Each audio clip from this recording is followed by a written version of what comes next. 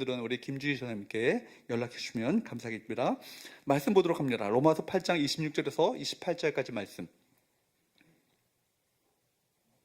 이와 같이 성령도 우리의 연약함을 도우시나니 우리는 마땅히 기도할 바를 알지 못하나 오직 성령이 말할 수 없는 한식으로 우리를 위하여 친히 간구하시느니라. 마음을 살피시는 이가 성령의 생각을 아시나니 이는 성령이 하나님의 뜻대로 성도를 위하여 간구하시느니라. 우리 알거니와 하나님을 사랑하는 자 곧 그의 뜻대로 부르심을 이루는 자들에게는 모든 것이 합력하여 선을 이루느니라. 아멘. 오늘 성령이 오신 이후 5번째 시간, 연약함을 도우신다라는 제목으로 하나님의 말씀을 함께 나누기 원합니다. 서로 인사할까요? 사랑합니다. 축복합니다. 저는 이 본문의 말씀을 너무 잘 아는 말씀인데도 불구하고 지난 주간에 한 주간 이렇게 말씀을 묵상했는데 개인적으로 우리 가정적으로 좀 어려움이 있었는데 이 말씀 묵상하면서 많은 은혜가 된 거예요. 좀 우리 앞이 보이지 않아도 주님께서 이 길을 열어가실 것이고 오늘도 성령께서 우리를 도우신다. 그 손길을 기도하는 가운데 막 묵상하는데 얼마나 그 마음 가운데 평강이 몰려오는지 모릅니다. 바로 이 은혜가 우리 모두에게도 있게 되기를 주님으로 축복합니다. 예수님께서 이 세상을 떠나가신다. 이 말씀을 들었을 때 가장 근심하고 가장 염려하고 걱정했던 이들이 누굴까요? 예수님의 제자들이겠죠. 그들에게 말씀하십니다. 너희 고아처럼 버려두지 않아. 또 다른 보혜사를 보내주셔서 너를 친히 돌보실 거야. 보호하실 거야. 도와주실 거야. 이 말씀을 주고 계십니다. 그분이 누구시죠? 성령님이시죠. 그래서 예수님께서는 성령님을 보혜사라 그렇게 부르셨습니다. 요한복음 14장 26절 말씀을 볼까요? 시작. 보혜사 곧 아버지께서 내 이름으로 보내실 성령, 그가 너희에게 모든 것을 가르치고 내가 너희에게 말한 모든 것을 생각나게 하리라. 보혜사, 파라클레이토스라는 말입니다. 이 단어는요 굉장히 많은 의미를 담고 있는 단어입니다. 확대 번역 성경을 보면 그 단어의 풍부한 의미를 전달하기 위해서 보혜사, 즉 위로자, 상담자, 돕는 분, 중보자, 변호자, 능력을 주는 분, 곁에 계시는 분, 성령 7가지 단어를 사용해서 보혜사가 어떤 의미인가를 밝혀주고 있습니다.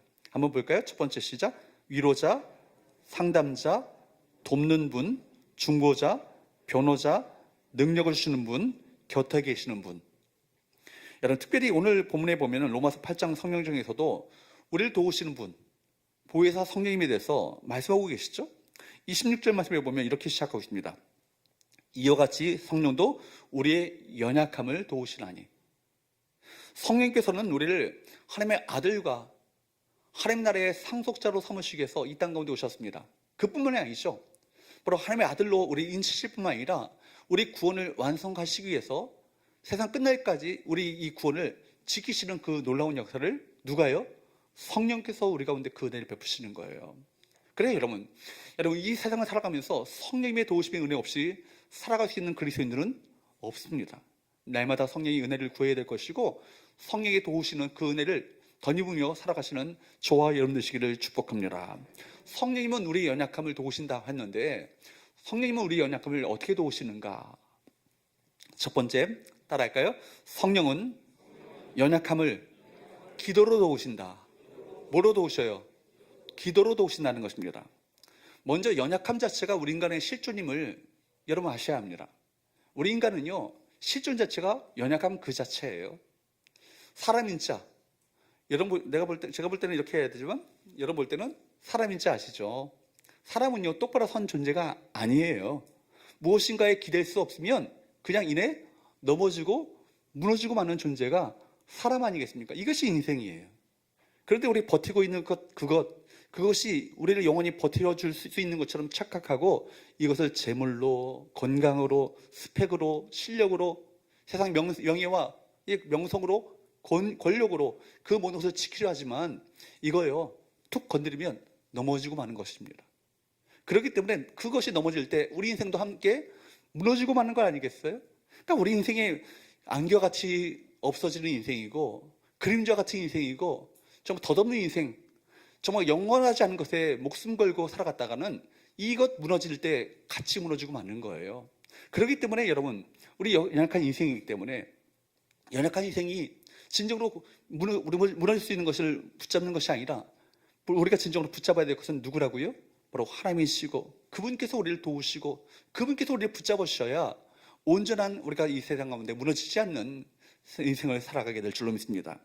여러분 보십시오. 그렇기 때문에 인간은요, 이 연약한 존재로 창조되었어요. 창세기 2장 7절 말씀을 한번 보십시오. 여호와 하나님이 무엇으로요? 땅의 흙으로 사람을 지으시고, 땅의 흙이라고 했는데 흙이 아니에요. 사실은 히브리어로 아파르라는 말 자체는 티끌입니다. 먼지입니다. 그래서 사실은 사람의 인생 자체가 티끌과 같이 먼지와 같이 한번 훅 불면 날아갈 수밖에 없는 것이 인생의 실존이라는 거예요. 그렇게 인생 자체가 연약한 존재라는 것입니다.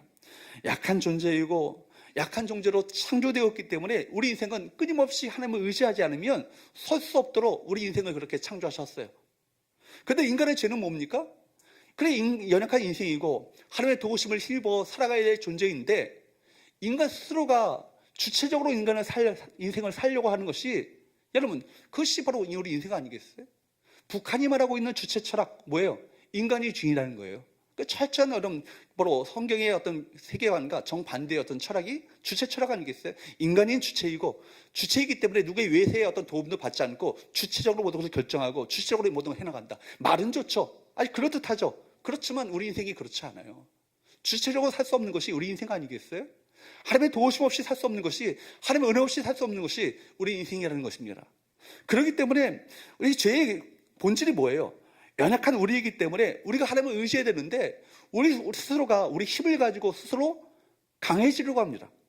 스스로 선악을 판단하며 살아가고 싶어하는 주체성을 갖고 싶어하고 자아를 주장하려는 의지를 가지고 살아가려는 것, 자기 힘을 가지고 상대를 누르고 자기 중심으로 선과 악을 결정 내리며 자기 욕심, 자기 고집, 자기 야망을 드러내고자 하는 것이 죄의 본질이요, 죄의 실상인 거예요. 그 죄의 중심 가운데 누가 있다고요? 자아가 있다고요. 히라보로 에고라고 하는 나가 있어요. 나. 여러분, 그렇기 때문에 세상에서 강해지려고 한다는 것은요, 신앙의 정반대의 길을 걸어가는 것입니다. 내 힘을 가지고 주의 영광과 주의 나라를 위해서 살아가는 것이 아니라 내 힘을 가지고 스스로 강해지려고 하는 것 자체가, 스스로 성을 쌓으려고 하는 것 자체가 이것이 바벨탑의 본질 아니겠어요? 힘을 쌓고 싶어하고 강자가 되고 싶어하는 이 세상 가운데, 이 힘을 자랑하고 싶어하는 이 세상의 문화 속에서 하나님의 말씀, 십자가 복음이 끊임없이 우리에게 말씀하는 것이 뭡니까? 이거 정반대의 길을 우리에게 제시하죠. 여러분, 강함을 자랑한다는 것이 얼마나 어리석은 일인지를 성경은 끊임없이 우리에게 말씀하고 있습니다. 우리 주님은 한없이 연약한 자로 사셨죠. 돌들이 떡이 되게 하라. 사탄의 어떤 유혹 앞에서 얼마든지 돌들이 떡이 되게 할 수 있는 능력을 갖고 계시잖아요. 돌들이 떡이 되게 함으로 말미암아 너희 능력을 한번 과시해봐라. 이런 사탄의 유혹 앞에서 주님께서는 당신의 능력을 감추셨습니다. 얼마든지 오병이어를 가지고 여러분 5,000명을 먹일 수 있는 능력을 갖고 계셨던 주님이셨지만 돌들이 떡이 되게 하지 않으셨습니다. 당신께서 갖고 계셨던 힘을 자랑하지 않으시고 그 힘을 감추셨습니다. 그리고 주님께서는 가장 힘없는 자의 모습으로 십자가에 매달리셨습니다. 주님은 결코 힘으로 아버지의 뜻을 이루는 길을 결단코 선택하지 않으셨죠. 약해질 대로 정말 약해질 수밖에 없는 정도로 아주 약해졌던 그분이 누구세요? 십자가의 예수님 아니세요? 반면에 여러분, 예수께서 겟세마네 동산에서 기도하고 내려오셨을 때 대제사장의 무리들이 가룟유다와 함께 예수를 잡으러 왔습니다. 그때 베드로가 무엇을 꺼냈죠? 칼을 꺼냈죠. 칼을 들고 그들을 내리치려고 했을 때 말고가 피했습니다. 피하니까 귀가 잘라진 거예요. 그리고 그 잘라진 귀를 붙여주면서 내가 12영의 군단의 영들을 동원해서 이들을 물리칠 수 있는 줄 왜 너희가 알지 못하느냐. 나에게 얼마든지 그런 능력이 있다는 얘기죠. 그렇지만 칼로 흥하는 자는 칼로 망한다 라고 하면서 바로 주께서 진정한 십자가의 길이 무엇인지를 그들에게 보여주시고 묵묵히 그 십자가의 길을 무력하게, 어찌 보면 그렇게 한없이 약한 모습으로 십자가의 길을 걸어가신 거 아니겠어요? 내가 어떤 힘이든 힘을 가지고 있다, 그 생각할 때요, 정신 바짝 차려야 합니다. 여러분, 나에게가 있다는 것이 오히려 추락할 수 있는 원인이 될 수 있다는 것을 아셔야 되는 거예요. 나이가 있기 때문에 나는 거 아니겠어요? 나는 동시에 언젠가는 추락하게 돼 있다는 거예요. 영원토록 여러분 고공비행하는 그 존재는요, 영원토록 영속적으로 날아가지 않아요. 언젠가는 내려올 때가 있다는 겁니다. 추락할 때가 있고 어떤 모양이든지 착륙할 때가 있다는 것을 아셔야 하는 거예요. 날개가 있는 것들이 추락한다는 의미 이전에 추락하는 것들은 언젠가 어느 순간에 높이 나른 존재였다는 것을 여러분 기억할 필요가 있는 것이죠. 높이 날았다면 추락할 때가 반드시 있다는 것을 알아야 되는 거예요. 차라리 날개가 없었다면 추락할 이유도 없는 것이죠. 날개가 있었기 때문에 추락하는 것이 있는 거예요. 여러분, 모든 상승 비행에 영속이라는 것은 없어요. 여러분, 올라가는 것은 언제고 내려오게 되어 있습니다. 이 진리를 깨닫게 될 때 영원한 것이 무엇이고 영원히 지속되는 것이 과연 무엇인가를 눈이 떠지게 될 때 내 인생, 남아있는 인생을 무엇을 위해서 살아가야 될지 바른 가치 판단이 우리 가운데 서게 되는 거 아니겠어요? 그러므로 우리가 힘을 자랑해서는 안 됩니다. 그 힘으로 무엇을 할 수 있다고 생각한다면 큰일 나는 거예요. 사고 치는 거예요. 젊음도 힘이고요, 스펙을 쌓은 것도 힘이고, 많은 경험, 돈, 사람들로부터 칭찬과 인정을 많이 받는 것도 힘입니다. 내가 쌓아온 실력, 배경도 힘이죠. 그러나 그것 가지고 쓰임받을 수 있다고 생각한다면 큰 오산인 거예요. 그런 것들은 때로 쓰임받을 수도 있지만, 쓰임받는 데 도움이 될 수도 있겠지만, 반대로 역사 속에서 볼 때 더 방해되는 경우가 너무나 많이 있었어요. 그것 때문에 오히려 폐망하는 경우가 얼마나 많이 있습니까? 부족함이 많아서 쓰임받지 못하는 사람은 없습니다. 오히려 강함으로 인해서 쓰임받지 못하는 경우가 역사 속에서 수없이 많이 있습니다. 힘이 넘치는 사람, 하나님 쓰실 때 어떻게 하시죠? 힘을 다 빼고 쓰십니다. 대표적인 사람은 누구죠? 모세죠. 모세의 힘을 빼는데 몇 년 걸렸어요? 40년 걸렸어요. 아무것도 할 수 없는 그 80의 노인이 되었을 때 내가 무엇이 간데 이런 고백이 나오기까지 그 힘을 빼시는 거예요. 그리고 나서 이제는 전적으로 하나님만 의지할 수밖에 없는, 정말 주께서 지어주신 하나님의 지팡이를 가지고 주님만 의지할 수밖에 없는 그 존재로 만드신 다음에 그래 사용하지 않으세요? 저는 돈을 많이 가진 것 자체가 문제가 아니죠. 돈을 많이 가진 것 자체가 문제가 아니죠. 근데 그 돈이 나의 힘이 되었을 때 모든 문제를 돈으로 풀려는 가능성이 농후합니다. 보십시오. 돈을 가지고 좋은 침대에 살 수 있지만 단잠을 살 수 있겠어요? 그렇지 않아요. 그죠? 돈을 가지고 영양제를 살 수 있겠지만 돈 가지고 건강을 살 수 있겠습니까? 그렇지 않죠. 내가 자랑할 만한 것들이 대단해 보이지만 사실 별거 아니에요. 한 끗 차이죠. 자랑할 만한 것들을 위해서 쟁취하려고 노력하고 매우 정말 애써왔지만 정작 내 인생에 큰 도움이 되지 못할 때가 많이 있다는 거예요. 인생의 변화 앞에 서게 됐을 때 비로소 내 인생에 진정으로 내가 붙잡고 살아왔던 그것이 실체가 무엇인지를 비로소 깨닫게 되는 거예요. 이런 것들이 내 변화 끝에 서 있는 나에게 진정한 도움이 되지 못하는구나. 이걸 깨닫게 되는 건 아니겠어요? 우리가 특세 새벽 때 사무엘하를 우리가 살펴보게 되겠지만, 다윗의 아들 압살롬, 여러분 아시지 않습니까? 압살롬은요, 이스라엘 최고의 미남이에요. 그 긴 머리카락과 윤기 나는 머리털과 또 풍성한 머리털로 말미암아 그 잘생긴 미남이기 때문에 여성들이 그가 지나갈 때마다 흠모했어요. 또 많은 사람들이 그 외모를 칭찬했습니다. 그리고 자신의 머리카락을 그렇게 자랑스럽게 여겼어요. 그런데 여러분 보십시오. 압살롬이 반역하고 나중에 다윗의 군대와 마지막 전투를 벌일 때 압살롬이 그때 노새를 타고 있었거든요. 노새를 타고 있었을 때 압살롬의 머리가요, 무성한 상수리 나무에 걸리는 거예요. 그리고 밑에 모세는 빠져나갑니다. 그러니까 상수리 나무에 대롱대롱 걸리게 되어지고 그 자랑했던 머리카락 때문에 마지막 때 비참한 처우를 그가 맞이하지 않습니까? 여러분, 사람은요, 자신 없고 못하는 부분, 연약한 부분, 없는 것이 아니라 잘하는 것, 자신 있는 것, 가진 것으로 죄를 짓습니다. 그 교만이 결국 패망으로 인도하죠. 압살롬의 탁월한 외모는요, 어떤 노력도 없이 하나님께서 주신 값없는 선물이에요. 그러나 그것을요, 감사하고 주신 분의 뜻대로 선하게 사용했더라면 얼마나 좋았을까요?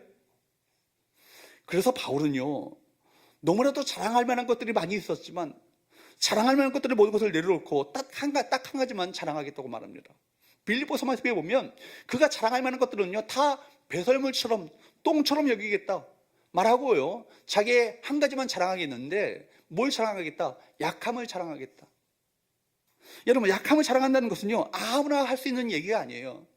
약하기 때문에 누구를 의지하게 되고요, 주님을 의지하게 되어지고, 약할 때 강함 되시는 주님을 만나게 되어지는 살아있는 그 생생한 그 고백과 간증을 그가 하지 않습니까? 보통 사람들은 어떻습니까? 내 약점을 감추려고 합니다. 기도 제목을 나눌 때도요, 최대한 자신의 약점을 감추면서 이야기합니다. 공동체 안에서, 목장 안에서 속으로는 정말 울고 있는데, 정말 피눈물나게 울고 있는데 겉으로는 그 표현하지 못합니다. 약함을 드러내면 그것이 치명적 약점으로 생각된다고 생각하기 때문에 오픈하지 않는 거예요. 그러나 여러분, 약함은요, 약점이 아니에요. 오히려 약함을 드러내고 약함을 오픈하고 약함 때문에 주님의 능력을 의지하게 된다면 그것이 강점이 되는 줄 믿습니다. 내가 약함을 인정하지 않기 때문에, 인정하지 않고 드러내지 않으면요, 하나님께서 의도적으로 들춰낼 때가 있어요. 강제적으로 오픈시킬 때가 있습니다. 실패를 통해서 나의 약함을 발견하게 하시고 허물을 드러나게 하십니다. 베드로의 약점은 강한 자신감이죠. 늘 자신은 모든 것을 다 할 수 있는 것처럼 큰 소리를 땅땅 치고 살았습니다. 자신이 갖고 있었던 힘을 유지했죠. 그럴 때마다 그는 실패했습니다. 마지막으로 실패한 제자로 자신이 할 수 있는 일이 아무것도 없다고 하는 그때에 누가 찾아오시죠? 부활하신 예수님께서 그를 찾아오십니다. 더는 감출 수 없는 지경에서 다른 곳으로 빠져나가지 못하게 하시고 절망 끝에서 그제서 바로 주님밖에 의지할 수밖에 없을 그때에 주님께서 그를 만나주시죠. 우리가 스스로 정직하게 자신의 연약함을 드러내는 것이 건강한 그리스도인의 삶을 살아가게 되는 비결인 것입니다. 우리 가정의 약함을 여러분 잘 아시잖아요. 이 약함이 사실은 너무나도 절망스러울 때가 있었어요. 그런데 이 약함이 은혜예요. 약함 때문에 울게 되고, 약함 때문에 눈물 흘리게 되어지고, 약함 때문에 처음부터 주님을 의지하게 되어지고, 약함 때문에 주 앞에 간절히 기도하게 되어지는, 주님을 더욱더 깊이 있게 만나게 되어지는 계기가 되었음을 당당하게 고백할 수 있습니다.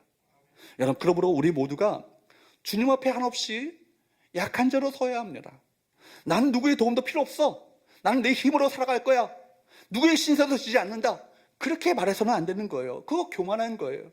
우리 모두가 주님의 도우심이 필요하고, 사람인 자가 뭐예요? 그렇게 연약한 존재라는 거예요. 누가 나를 지탱해주지 않으면, 받쳐주지 않으면 살아갈 수 없다는 것을 사람인 자가 우리에게 말씀해주고 있지 않아요? 서로의 도움이 필요하고, 주님의 도움이 필요하고, 목장 안에 목장 식구들이 함께 서로의 중보기도가 필요한 존재들이 우리 모두의 삶의 모습인 것입니다. 여러분, 그렇게 우리는 약한 자예요. 그렇게 더 주님 앞에 약한 자로 서야 해요. 교회 안에서 강한 척하지 마시고 약한 자로 나의 약함을 오픈하시고 드러내시고 기도를 요청하시고 함께 서로를 위해서 기도하시는 저와 여러분 되시기를 주님으로 축복합니다. 연약함을 인정함 자체가 은혜의 시작이에요. 로드 존스 목사님이 말하기를 연약함을 인정함 자체가 은혜의 시작이다, 이런 얘기를 했거든요. 우리가 연약함을 인정함 자체가 은혜의 시작이에요. 비로소 그때 진정한 강함 되시는 주님을 만날 수 있는 것입니다. 약할 때 강함 되시는 주님을 만나게 되는 것이죠. 그렇기 때문에 우리 연약함, 이 인간적인 본질적인 문제, 이것을 여러분 우리 모두가 인정해야 합니다. 인정할 때 그때 누군가의 도움이 필요하잖아요. 그때 우리를 도와주시는 분이 누구시죠? 성령님이시죠. 할렐루야. 여러분, 그래서 26절 말씀에 보면 이렇게 말씀하죠. 시작. 이와 같이 성령도 우리 연약함을 도우시나니 우리는 마땅히 기도할 바를 알지 못하나 오직 성령이 말할 수 없는 탄식으로 우리를 위하여 친히 간구하시느니라. 할렐루야. 성령도 우리 연약함을 도우시나니. 이 돕다라는 단어, 여러분 제가 몇 번 얘기한 것 같아요. 이 말씀을 굉장히 강조하면서 말씀드린 것 같습니다. 성경 본문에 재미있는 단어를 쓰고 있어요. 성령이 우리를 도우시는 그 도우심의 사건이 얼마나 신기한지, 사도 바울이 로마서 이 8장을 쓸 때 이 도우신다는 이 히브리어 기존의 단어를 가지고 사용할 수가 없는 거예요. 너무나 이 말씀을 풍성한 의미를 담아내기 위해서 기존에 없었던 히브리어 단어를 사도 바울이 신조어를 만들어서 새롭게 조합을 해서 이 말을 쓰고 있습니다. 이 말이 뭐냐면 쉰 안티 라마노마이. 쉰 안티 라마노마이. 쉰이라는 말은 함께라는 얘기고요. 안티라는 것을 여러분 잘 아시잖아요. 뭐뭐에 맞서서, 반대하여서, 그런 얘기잖아요. 람바도마이라는 것은 우리를 붙들어 주신다는 거예요. 붙들어 준다는 거예요. 그러니까 여러분, 성령께서 세상에 맞서서, 마귀의 공격에 맞서서 우리의 친히 붙들어 주시는 그 은혜를 누가요? 성령께서 그 은혜를 우리 가운데 베풀어 주신다. 여러분, 함께 대적하여 붙잡으신다. 따라할까요? 쉰, 안티, 람버노마에 여러분 함께 맞서서 붙잡아 주신다. 이 사실을 날마다 매 순간 기억할 수 있기를 주님으로 축복합니다. 순간순간 우리가 우리 고난과 역경 그리고 수많은 그 사탄의 시험 앞에서 낙심하고 절망할 수밖에 없을 그때 우리를 위해서 사탄의 공격에 맞서서 친히 붙들어 주시고 붙잡아 주시고 지키시는 보호하시는 그분이 누구세요? 성령님이세요. 성령의 그 은혜를 의지하게 될 때 임마누엘 되신 주님을 만나게 되는 거예요. 우리와 함께 하시는 주님. 여러분, 성령도 우리의 연약함을 도우시나니, 여기 도우신다는 이 시제 자체가 또 중요하죠. 과거도 아니고요, 미래도 아니에요. 과거에 어느 순간에 도우셨다는 것도 아니고, 앞으로 막연하게 어느 순간에 도우실 것도 아니고, 지금 현재 도우신다는 거예요.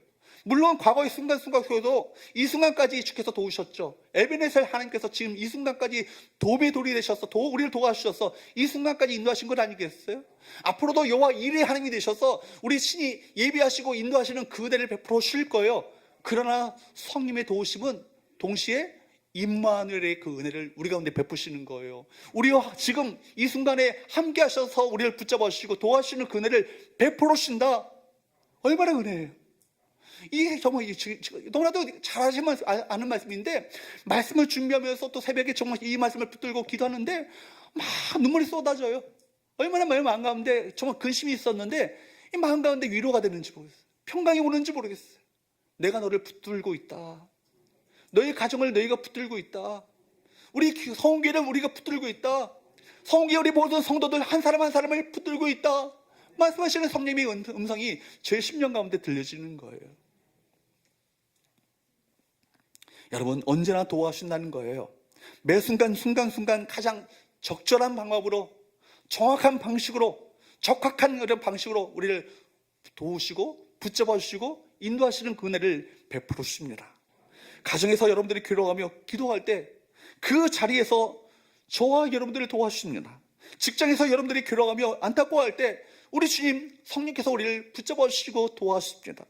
인생을 살아갈 때 여러분들이 만나게 되시는 커다란 문제에 부딪히게 됐을 때 수많은 온갖 고난과 역경 앞에서 사탄의 시험 앞에서 성령께서 바로 그 자리에 함께 하셔서 우리를 도와주시는 그 은혜의 손길을 베풀어 주신다는 거예요. 그런데 여러분, 어떻게 도우신다고 얘기합니까? 우리와 함께 기도를 돕는다고요. 기도로 도우신다는 거예요. 왜 성령께서는 여러 가지 도움의 길이 있는데 왜 우리가 기도로 도우신다고 말씀하시는가? 기도가 모든 길을 해결할 수 있는 비결이 되기 때문입니다. 하늘의 능력, 하나님의 놀라운 하나님의 역사를 이 땅 가운데 가져오는 통로가 뭐예요? 기도 아니에요? 그렇죠? 하나님의 능력을 이 땅 가운데 가져오는 통로가 바로 기도입니다. 우리가 그 난간을 돌파할 수 있도록 기도하는 것, 이것이 바로 성령의 도우심 아니겠어요? 영적 실패의 가장 뚜렷한, 가장 강력한 징후가 뭡니까? 기도해도 소용없네. 이거예요. 기도를 포기하는 거예요. 기도가 유일한 길인데, 기도가 그 비결인데, 기도해야 하는 건데 기도해도 아무 소용없네. 이런 마음이 들면요, 바로 영적으로 실패하는 바로 징후가 되는 거예요. 그러나 여러분, 아무리 내가 심각한 문제에 봉착했다 할지라도, 심각한 난관과 어려움을 만났다 할지라도 기도해야지. 내가 힘을 내서 기도해야지. 기도의 자리에 나가야지. 이 순간에 내가 붙들 것은 하나님밖에 없다라는 그 마음이 들 때 그 생각을 누가 넣어주시는 거예요? 성령께서 그 마음을 넣어주시는 거예요. 그러므로 오늘 본문은 우리가 너무나 힘들어서 기도할 바를 알지 못하는 그 순간에도 우리를 위해서 친히 기도하시는 분이 누구신가? 이걸 똑똑히 이야기하고 있어요. 성령님이시다. 물론 예수님께서 하늘 보좌 우편에서 우리를 위해서 친히 간구하시지만 우리 내 속에서 내주하셔서 우리를 위해서 친히 간구하시는 분이 누구시라고요? 성령님이시라는 거예요. 그 말씀을 우리 가운데 말씀하고 있는 것입니다. 그분을 신뢰하라는 거예요. 그분의 도우심을 구하라는 거예요. 그렇기 때문에 지금 여러분의 삶 가운데 어떤 일이 벌어졌는가, 어떤 일이 일어났는가, 이것이 여러분의 기쁨을 앗아가는 것이 될 수 없어요. 여러분, 직장에서 쫓겨났다고 구원을 이루는 것이 아니고요, 자식이 시험에서 낙방했다고 이것이 여러분이 망가지는 것이 아니고, 돈을 잃어버렸다고 천국에서 쫓겨나는 건 아니잖아요. 심지어 여러분, 심각한 질병에 걸렸다고 실패한 인생이 되는 것 아니에요. 질병에서 치유를 받는 것이 우리 최종 목적이 아니잖아요. 그렇죠? 나사로가 죽었다가 4일 만에 다시 살아났어요. 그런데 나사로가 안 죽었어요? 영원토록 살았습니까? 죽어요. 우리 인생은 다 그렇게 죽어요. 그러니까 여러분, 치유가 목적이 아니에요. 그러니까 치유한 다음에 이거 문제가 아니에요. 그러니까 여러분, 우리 인생 가운데 잠깐 실패하는 거 실패가 아니에요. 구원의 실패가 진짜 실패인 것입니다. 정말 우리에게 주어진 인생 얼마를 살든지 간에 오늘 하루 내가 정말 살다가 오늘 저녁에 저를 데려가신다 할지라도 오늘 한날을 하나님의 뜻대로 하나님의 부르심의 소망을 따라 살아간다면 그 인생 행복한 인생이고 성공한 인생이고 상급이 있는 인생이 아니겠습니까? 여러분이 실패해서도 그 순간에도 성령께서는 우리를 위해서 간구하신다, 이 사실을 기억하시기를 주므로 축복합니다. 그러므로 여러분, 기도의 정의가 뭐예요? 101과 201에서 배우는 거 있잖아요. 기도가 뭐예요? 기도는 하나님 아버지께 예수 그리스도를 통하여 성령 안에서 하는 것이다. 다 까먹으셨죠? 우리 전체 교인 대상으로 101과 201을 다시 한번 시작할까요? 다시 한번요. 기도의 대상이 누구예요? 하나님 아버지. 그리고 중보자가 누구세요? 예수 그리스도. 그리고 누구 안에서 기도하는 거예요? 성령 안에서 기도하는 거예요. 그러니까 여러분, 우리가 하나님 아버지께 그냥 막연하게 우리가 기도한다고 기도하는 것이 아니라 우리가 매 순간 기도할 때도 성령님의 도우심을 구하면서 하나님의 뜻대로 구하는 것이 올바른 기도를 하는 것입니다.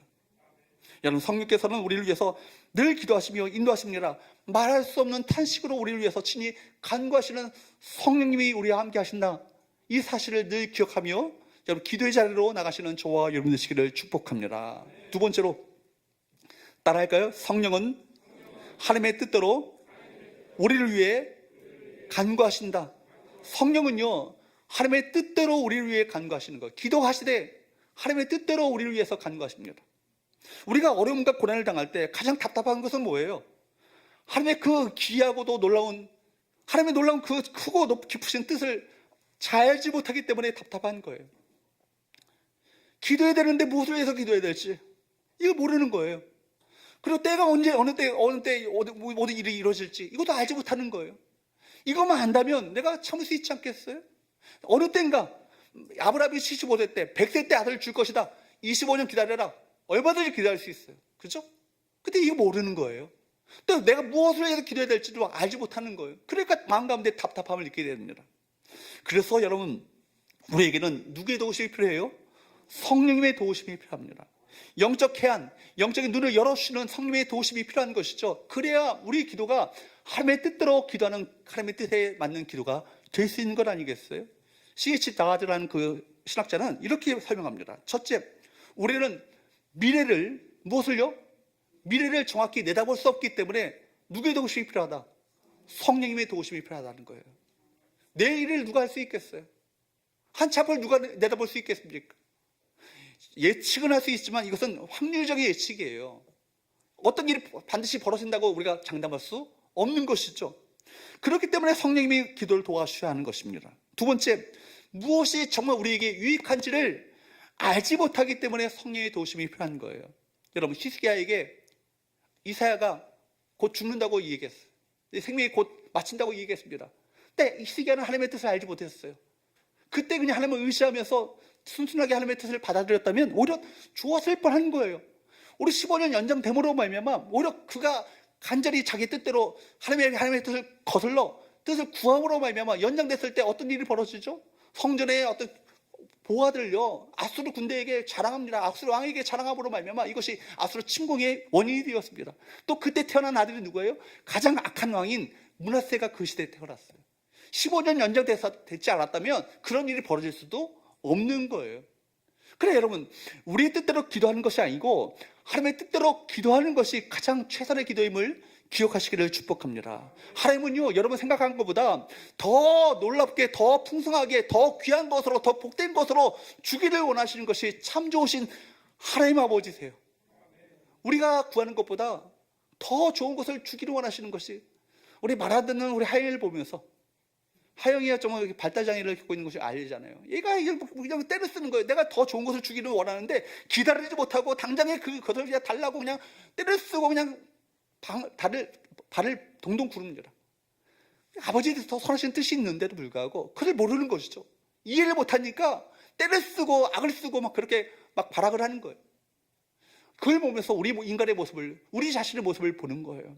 하나님께서 놀라운 것을 우리 가운데 계획하고 계시고 주기를 원하고 계시는데 당장 눈앞에 보이는 것이 이루어지지 않으므로 말미암아 절망하고 탄식하고 원망하고 불평하는 것이 이스라엘 백성들에게 어떤 과오이고 우리 하나님을 믿는 자들의 이 바로 실패의 어떤 원인 아니겠어요? 여러분, 그렇기 때문에 성령께서 여러분의 눈을 열어주셔야 되는 거예요. 하나님의 귀한 뜻을 깨닫고 그 뜻을 구할 수 있도록 인도하시는 그 은혜를 우리 모두에게 베풀어 주셔야 하는 것입니다. 그래서 26절 말씀을 다시 한번 보도록 합니다. 시작. 이와 같이 성령도 우리의 연약함을 도우시나니 우리는 마땅히 기도할 바를 알지 못하나 오직 성령이 말할 수 없는 탄식으로 우리를 위하여 친히 간구하시느니라. 기도할 때 가장 큰 연약함은 존 스토트 목사님도 마찬가지고 로이드 존스 목사님도 마찬가지고 이것은 우리가 무엇을 기도해야 될지 모르는 영적 부지다 이야기입니다. 무엇을 기도해야 될지 모르는 연약함, 이것이 우리 마땅히 기도할 바를 알지 못하나 이것이요. 우리 제한된 생각을 가지고는요 하나님의 놀라운 계획을 알지 못하기 때문에 더 연약함을 느끼게 되는 거예요. 그때 성령께서는요 안타까운 마음을 가지고 말할 수 없는 탄식을 가지고 우리의 기도를 도와주시죠. 27절 말씀을 볼까요? 시작. 마음을 살피시는 이가 성령의 생각을 아시나니 이는 성령이 하나님의 뜻대로 성도를 위하여 간구하심이니라. 마음을 살피시는 이는 누구시죠? 하나님이시죠. 하나님께서 성령의 생각을 아실까요? 모르실까요?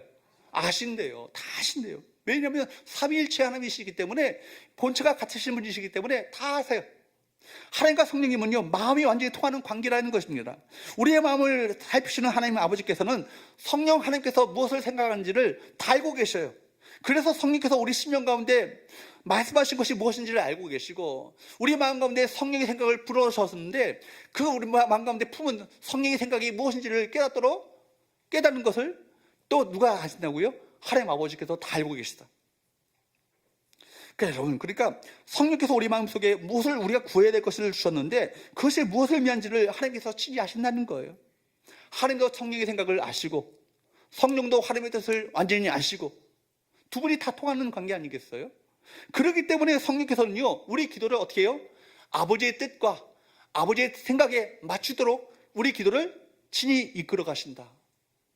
그러니까 여러분들이 여러 고집대로 여러 욕심을 구하는 게 아니라 내 뜻대로 마옵시고 아버지의 뜻대로 하옵소서. 이게 최선의 기도예요.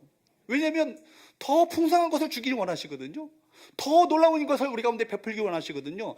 더 놀라운 하나님의 놀라운 섭리의 역사를 우리 가운데 준비해 놓고 계시는데 그것을 그르치려고 내 욕심대로 내 고집대로 품어서는 안 된다는 얘기예요.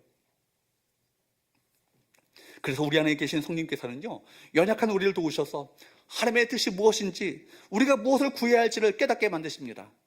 기도가 깊어지면 깊어질수록 내가 원했던 기도가 아니라 성령께서 주시는 기도를 하게 되죠.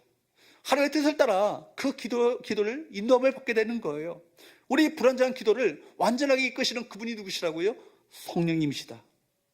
그러므로 여러분, 우리 자신이 연약해서 기도를 제대로 못해도 우리 자신이 연약해서 기도를 제대로 못해도 또한 기도한다고 해도 잘못 구할 수 있다 할지라도 중요한 것은 뭐예요? 기도의 자리에 나오는 거예요. 나오시면 누가 교정해 가실까요? 성령께서 교정해 가셔요. 성령께서 여러분의 기도를 인도해 가십니다. 깊은 기도 가운데 하나님의 뜻을 알게 하시고 깊은 뜻 가운데 정말 하나님께서 계획하시고 우리 가운데 나타내 보이기 원하시는 것을 마음 가운데 감동을 주시는 거예요. 기도를 제대로 못하는 우리를 성령께서 도와주셔서 하나님의 뜻대로 기도하게 하시고 하나님의 놀라운 응답을 청하도록 도와주시는 성령의 역사가 우리 가운데 있음을 믿으시기를 축복합니다. 그러나 여러분, 우리가 성령께서 우리 마음 가운데 계심을 분명히 믿지 못하고 또한 그분의 인도하심을 의식하지 못하고 인생을 살아간다면 그것처럼 불쌍하고 그것처럼 가난한 인생이 어디 있겠어요?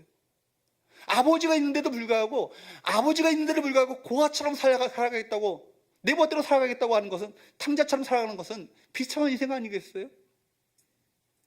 우리가 그분의 인도하심에 그분의 주권에 순종하지 않고 내 고집대로 내 욕심대로 내 생각대로 살아가고자 하면요 누가 근심하실까요? 성령께서 근심하세요. 여러분 에베소서 4장 30절 말씀을 보세요. 하나님의 성령을 근심하게 하지 말라고요. 지금 에베소서 이 말씀은요, 불신자들에게 주는 편지가 아니에요. 에베소 교인들에게 쓰는 편지입니다. 그러니까 그 얘기가 뭐예요? 하나님의 성령을 근심하게 하는 성도가 있다는 얘기예요. 하나님의 성령을 근심하게 하는 교인이 있다는 거예요. 하나님의 성령을 근심하게 하는 크리스찬이 있다는 얘기입니다. 성령께서 우리 안에 오셔서 우리를 인도하지 못하시고 근심만 하신다면 얼마나 불행한 일이겠습니까? 그러므로 24시간 주님을 바라보고 살아가는 것입니다. 우리가 주님을 모시고 사는 것이 이런 의미인 거예요. 매 순간 주님 바라보며 그분의 성령님의 인도하심을 따라 순간순간 그분의 인도하심을 받고자 날마다 우리의 마음의 권자를 주 앞에 내어드리고 그분의 인도함을 받고 살아가게 될 때 우리 가운데 그분께서 행하시는 놀라운 역사가 우리 삶 가운데 펼치지 않겠어요? 성령을 모시고 사는 자는요, 어떤 어려운 일이 닥쳐와도 염려하지 않고 두려워하지 않아도 되는 거예요. 누가 함께 하시니까? 하나님이 우리와 함께 하시니까. 성령께서 우리와 가운데 오셔서 우리와 함께 하시고 우리 도우시는데, 그 임마누엘 되신 주님께서 우리와 함께 하시는데 무엇이 두렵겠어요? 이 말씀이 얼마나 은혜가 되는지, 지난 주간에 제가 이 말씀을 붙들고 얼마나 울었는지 몰라요. 할렐루야. 여러분, 여기에는요 수많은 간증들이 있어요. 우리 믿음의 선배들의 수많은 간증들이 바로 여기에서 비롯되지 않습니까? 우리 모두가 이런 간증의 주인공들이 될 수 있기를 주님으로 축복합니다. 세 번째, 따라할까요? 성령은 믿음의 눈으로 바라보게 하신다. 성령은요 믿음의 눈으로 바라보게 하시는 거예요. 아시는 것처럼, 말씀드린 것처럼 성령은요 우리 믿음의 마음의 눈을 열어주셔서, 지혜와 계시형이신 성령께서는요 마음의 눈을 열어주셔서 믿음으로 세상을 바라보게 하시고 믿음으로 모든 만사를 바라보도록 그 믿음의 눈을 열어주시는 거예요. 여러분, 26절과 27절 말씀은요 당연히 성령이 나오고요, 성령에 대한 말씀이기 때문에 당연히 성령에 대한 말씀으로 우리가 받아들입니다. 근데 그 다음에 나오는 말씀 28절 말씀을 보세요. 시작. 우리가 알거니와 하나님을 사랑하는 자 곧 그의 뜻대로 부르심을 입은 자들에게는 모든 것이 합력하여 선을 이루느니라. 이 말씀은 너무 잘 아시는 말씀이죠. 이 말씀은 단독으로 많이 인용하고 암송하고 우리가 함께 설교 때도 함께 말하는 말씀 아니겠어요? 제 설교에 항상 설교 때마다 이 말씀이 언급되어지고 항상 외쳐지는 말씀이에요. 그런데 이 말씀이요 26절과 27절 말씀과 무슨 상관이 있죠? 이 말씀을 묵상하면서 원문적으로 보니까 이 말씀이 결코 독립적인 말씀이 아니라는 것을 알게 되었어요. 이 말씀은요 히라보 원문을 보게 되면 반드시 연결되어야 하는 말씀인 것을 깨닫게 되는 거예요. 28절 말씀에 보면 히라보로 대라는 히라보 그 접속사가 있어요. 순접 접속사가 있어요. 그리고 그래서라는 이 접속사예요. 그러니까 여러분, 이 말씀은 28절 말씀은요 단독으로 존재하는 말씀이 아니고 26절과 27절 말씀이 있기 때문에 28절이 존재하는 거예요. 이게 무슨 얘기인가, 막 용법이 나오고 막 하니까 막 이게 무슨 얘기인가 하면서 하시는 우리 권쌤들도 계시고, 이 말씀은 그러니까 26절, 28절, 7절 말씀이 28절로 이어진다는 얘기입니다. 그러니까 우리 안에 계신 성령의 우리 연약함을 도우시는 기도가 있는 것을 전제하라는 말씀인 거예요. 그래서 성령이 인도하시면 우리 주변에 벌어지는 모든 일들이 믿음의 눈으로 바라보도록 믿음의 눈을 누가 열어주시는 거예요? 성령께서 열어주시는 거예요. 28절 말씀을 보세요. 우리가 알거니와 우리가 알게 됩니다 라는 얘기입니다. 우리가 알게 된다는 거예요. 그래서 우리가 알게 된다는 거예요. 그래서 우리가 알게 되는 게 뭐냐면, 하나님을 사랑하는 자 곧 그의 뜻대로 부르심을 입은 자들에게는 모든 것이 합력하여 뭘 이룬다고요? 선을 이루느니라. 이 사실을 알게 됩니다.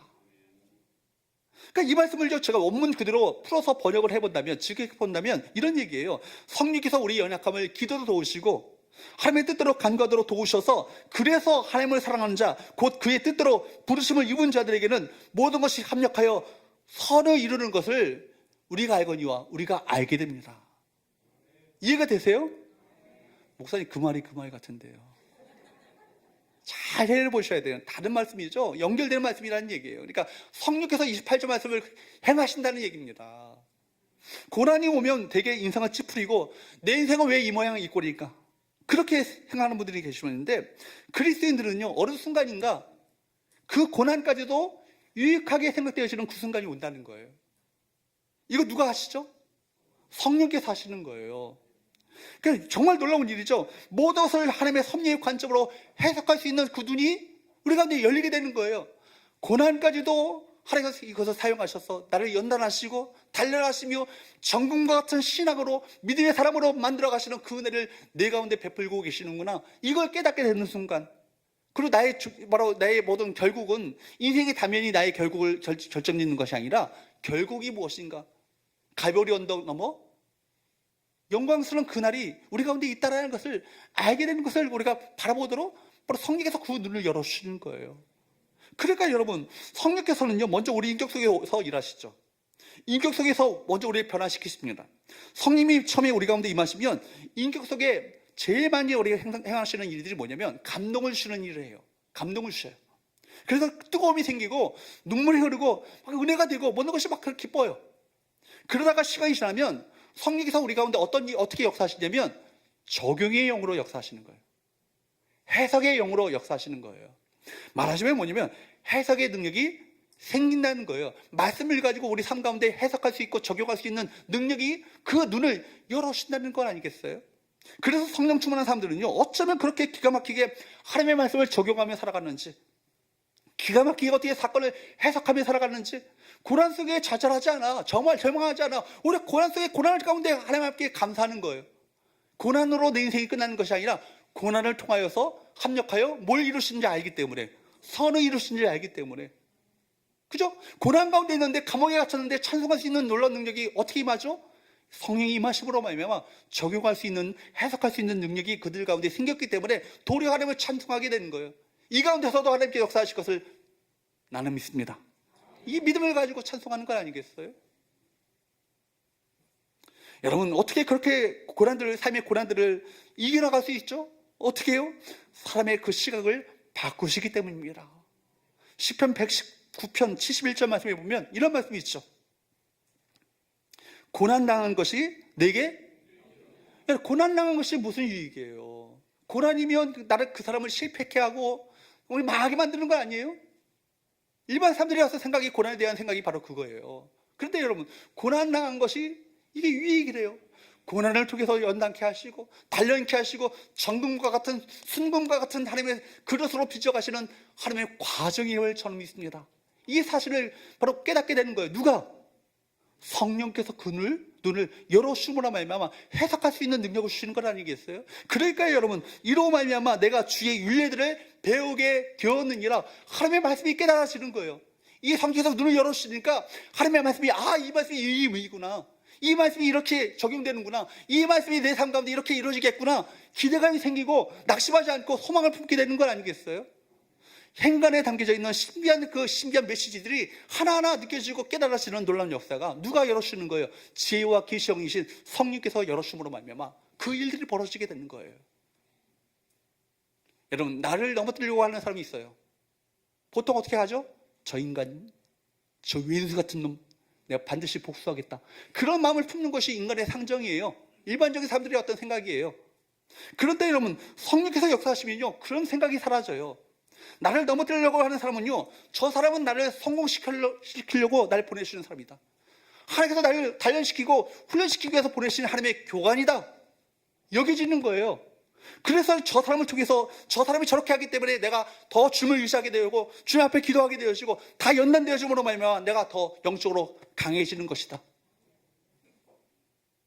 차원이 다르잖아요. 해석이 다르잖아요. 그렇죠? 여러분, 다윗이요, 사울을 만났을 때 사울이 어떻게 왕이 됐는지를 알아요. 사울 얼마나 어떤 사람이었어요? 얼마나 겸손한 사람이었습니까? 얼마나 그가 그렇게 하나님의 은혜를 의지했던 사람이에요. 그래서 그걸 보시고 사울을 왕으로 세우셨는데 어떻게 되죠? 자기가 갖고 있었던 힘을 자랑하고요, 자기 기념비를 세우고요, 자기가 갖고 있었던 힘을 과시하며 오히려 교만해지기 시작합니다. 그러니까 여러분, 사울을 공격을 그가 받죠. 그러면서 여러분, 다윗은 보기를 뭐냐면, 나도 내 안에도 사울과 같은 성품이 있고 사울과 같이 될 수 있는 충분한 자질이 있다는 것을 깨닫게 되는 거예요. 사울을 바로 보면서 반면 교사를 삼게 되고, 사울의 공격을 통해서 더욱더 하나님을 의지하게 되어지고, 바로 하나님이 나의 반석이요, 나의 산석이요, 나의 방패시요, 나의 힘이시라고 하나님만을 의지하는 믿음으로 그가 연단되어지는 과정들을 겪게 되시잖아요. 그렇죠?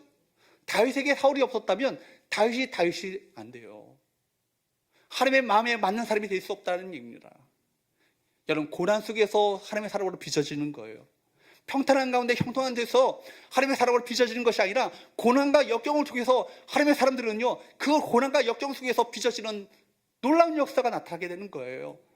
그렇기 때문에 여러분, 다윗을 저주했던 시므이, 다윗이 여러분 압살롬에게 쫓김을 받잖아요. 그렇죠? 그랬을 때 여러분 피눈만을 나는 어떤 정말 탄식을 가지고 예루살렘 성을 빠져나와서 기드론 시내가를 건너면서 그가 정말 처절하게 도망치고 있을 때 사울 집안에 속했던 시므이가요, 뭐라고 저주합니까? 저주를 퍼보고 바로 그 사울에게 그렇게 새겼기 때문에 저렇게 다윗이 저주를 받는다고 막 조롱했습니다. 그랬을 때 여러분 주변에 요압과 여러분 그 주변에 그 신하들이요, 저놈을 쳐죽이겠다고 그렇게 얘기했어요. 그런데 오히려 다윗이 고백하기를, 사무엘하 16장 12절 말씀을 보세요. 시작. 혹시 여호와께서 나의 원통함을 감찰하시리니 오직 그 저주 때문에 여호와께서 손으로 내게 갚아 주시리라 하고. 놀라운 고백 아니에요? 이 억울한 상황까지도 누가 감찰하고 계시다? 하나님이 감찰하고 계시다. 그러니까 억울한 게 없어요, 여러분. 억울한 게 하나도 없다고요. 이 억울한 상황까지도 하나님께서 이것을 병쾌하셔서 그에게 손으로 갚아주시는 하나님의 놀라운 은혜를 그 가운데 베푸시잖아요. 나중에 여러분 시므이가 자기가 잘못했다고 막 싹다 비면서 다윗에게 옵니다. 근데 조건 없이 용서해 주는 거예요. 왜요? 하나님의 놀라운 이 귀한 섭리를 그가 알았기 때문에, 다시 깨달았기 때문에. 저주까지도요, 시므이의 저주까지도 좋게 본 거예요. 그런 눈을 누가 주신다고요? 성령께서 주시는 거예요. 그러므로 모든 것이 합력하여 서로 이룬다 이라는 시각은요, 환경의 영향을 받지 않아요. 그런 시각을 가진 사람은요, 그런 성령의 사람은요, 사단의 공격을 받아도요, 그것을 뛰어넘을 수 있는 능력을 갖게 되는 거예요. 이 눈이 열리지 않으니까 매사가 억울해. 매사가 섭섭해. 섭섭하게 맨날 당하는 거예요. 시험에 넘어지고, 간신히 시험에 뛰어넘었는데 또 다른 시험에 또 넘어지고 마는 게 뭐예요? 이 눈이 열리지 않으니까. 그 모든 처분을 누구에게 맡기는 거예요? 하나님께 맡기는 거예요. 난 주님을 의지할 따름이에요. 그렇죠? 그러면 여러분, 그 시험거리가 시험이 되겠어요? 비행기를 타보면 알잖아요, 여러분. 먹구름이 있어요. 그래서 그 밑에는요, 막 천둥벼락이 치고 막 온갖 폭우가 쏟아집니다. 그런데 비행기가요, 먹구름 위로 날아버리면요, 아주 구름 하나 한 점 없는 아주 파란 하늘을 고공비행을 하는 거예요. 그렇죠? 구름 속에 있으면요, 막 휘둘려요. 그때 구름을 뛰어넘으셔야 되는 거예요. 시험 속에 있으면 휘둘리지만 시험을 뛰어넘으면 고공비행을 하는 건 아니겠어요? 그렇죠? 그러니까 여러분, 우리가 그런 사람들은요, 이런 사람에게 성령께서는 세상에 감당할 수 없는 힘과 능력을 주시는 거예요. 시험을 거침없이 돌파하게 만드시는 것입니다. 여러분, 하나님을 사랑하는 자, 곧 그의 뜻대로 부르심을 입은 자들에게는 모든 것을 합력하여 선을 이루신다 라고 하는 성령의 생각을 품으시기를 주보로 축복합니다. 그런데 어떤 사람이 이 성령의 생각, 믿음의 생각을 갖게 되는가? 28절 말씀을 보세요. 우리가 알거니와 어떤 자요? 하나님을 사랑하는 자. 하나님을 사랑하는 자, 곧 그의 뜻대로 부르심을 입은 자들. 여러분, 하나님을 사랑하는 자라고 했습니다. 여러분, 예수를 배반했던 그 베드로가 어떻게 초대교회 부흥을 일으켜 사도 바울이 되었을까요? 순교의 길까지 당당하게 걸어갈 수 있었던 비결이 뭐예요? 갈릴리에서의 회복 아니에요? 예수님을 3번씩이나 예수를 부인했던 베드로입니다. 그 베드로를 다시 일으키실 때 3번씩이나 다시 물으셔요, 우리 주님이. 내가 나를 사랑하느냐? 여러분, 그 3번씩이나 물으시는 주님의 질문 앞에서 베드로가 뭘 느꼈을까요? 내가 3번씩이나 저주까지 하면서 주님을 부인했던 그 과거의 실패를 떠올리지 않았겠어요? 내가 3번씩이나 나를 부인했지만 나는 너를 용납하고 너를 다시금 사명을 부여하겠다, 그런 사인을 그에게 주고 계신 건 아니겠어요? 그렇게 주님의 사랑을 확인시켜 주시면서 내 양을 치라고 사명을 맡기시며 베드로를 회복시키셨습니다. 나를 무조건적으로 용납하시는 주님의 사랑을 깨닫게 되는 것이죠. 그 사랑 때문에 결국 십자가를 지는 길까지, 아니 예수님과 똑같이 내가 십자가를 칠 수 없다고 거꾸로 매달려 순교하는 그 자리까지 기꺼이 걸어갈 수 있었던 베드로의 삶, 그 배경에는 무엇이 있어요? 토대는 무엇이 있어요? 하나님의 사랑이 있어요. 그 어떤 곳과도 그리스도의 사랑에서, 어떤 것도 그리스도의 사랑에서 끊을 수 없다. 바울의 확신과 같은 그 고백이 베드로에게 있었던 건 아니겠어요? 우리는 하나님의 사랑을 입었습니다. 우리 삶을 기초하는 강력한 힘은 다른 것이 아니에요. 뭐예요? 하나님의 사랑이에요. 우리 하나님의 사랑을 확신시켜주는 그분이 누구세요? 성령께서 그 일을 하시는 거예요. 독생자를 주신 그 사랑 위에 우리가 있는 것입니다. 우리가 결단코 실패할 수 없는 이유가 바로 여기 있는 건 아니겠어요? 이 사실을 성령께서 우리 기도를 도우시는 가운데 끊임없이 우리에게 하나님의 사랑의 메시지를 우리 심령 가운데 넣어주시는 거예요. 친히 말할 수 없는 탄식으로 사랑하는 아들아, 너야말로 하나님의 사랑을 받는 하나님의 아들이다. 사랑하는 딸아, 너야말로 하나님의 사랑을 받는 하나님의 아들이다. 말씀을 맺겠습니다. 성령님은 우리의 연약함을 도우시는 분이세요. 그래서 그 이름이 뭐라고요? 보혜사라고요. 첫 번째, 성령님이 우리 안에 내주하셔서 우리의 연약함을 기도로 도우십니다. 성령께서는 하나님의 뜻대로 우리를 위해 간구하십니다. 세 번째, 결국 모든 것이 합력하여 선을 이루도록 역사하시고 그런 믿음의 시간을 갖도록 우리 그 믿음의 눈을 열어주시는 그분이 누구세요? 성령님이세요. 오늘도 그 성령님의 도우심을 받아 이 땅을 승리하는 우리 모든 성도들 될 수 있기를 주으로 축복합니다. 기도하겠습니다. 하나님 아버지, 우리에게 성령님을 보내주셔서